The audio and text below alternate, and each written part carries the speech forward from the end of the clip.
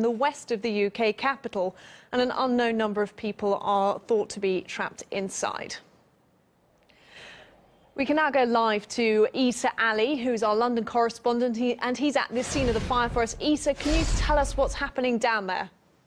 Well, as you can see behind me, that fire now, I mean, most of the flames have gone out, but it ripped through the building. Reports saying, I've spoken to local residents, it started around 1:30 in the morning on the 4th floor. There's conflicting reports from people here. Some say it's a 22-story building, others saying it's a 27-story building. In any case, that fire has ripped through almost the entirety of the building, at least this side. I've been trying to get around to the other side because I know that there were people who are trapped, and I was at home watching it like everyone else on Twitter and Periscope, and I made my way here, and there were people on the other side filming people still in the building screaming for help. There are families stuck inside. This fire is, it's ripping through the building.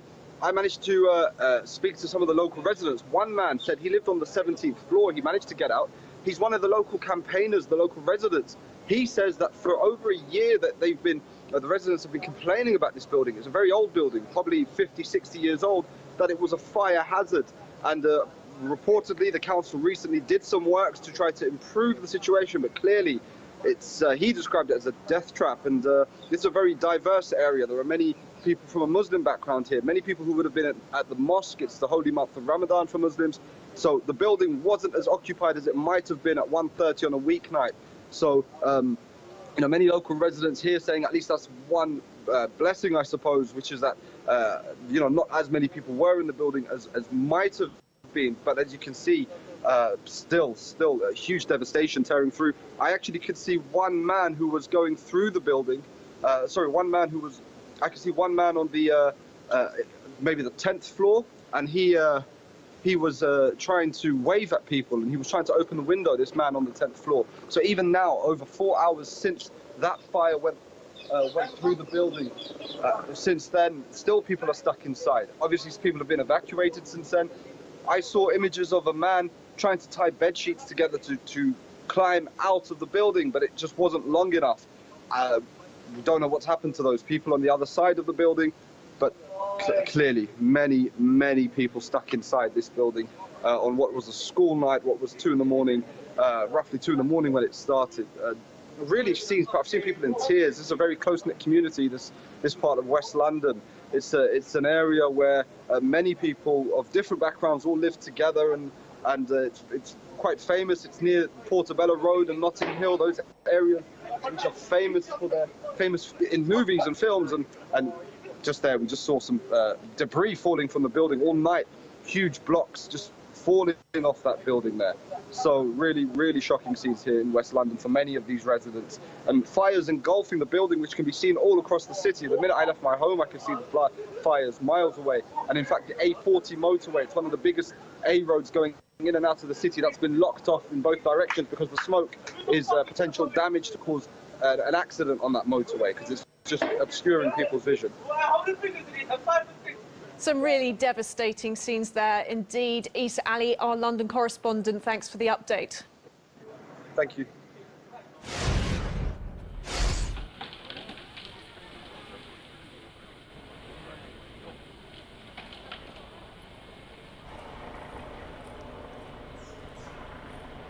The fire started happening on the 3rd floor.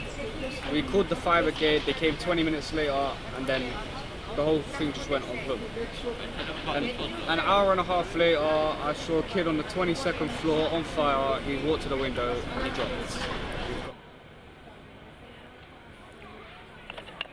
Basically what's happened is there was a small fire that started on about the 2nd or 3rd floor, something like that.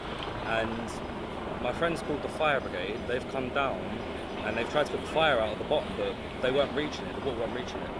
And as the fires got higher, then they've decided to use the ladders, but even then the fire's just gone up and now half the building's gone.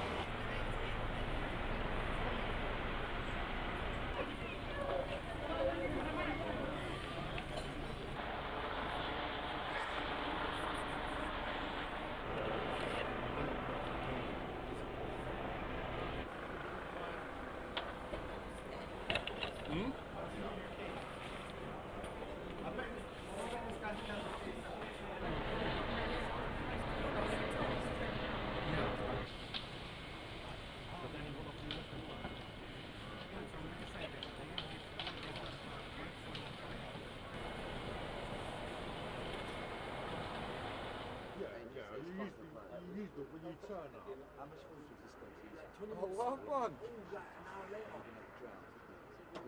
Yeah, that's fucking daydreaming, so like. An hour later, The big shoulder trout farm. Like,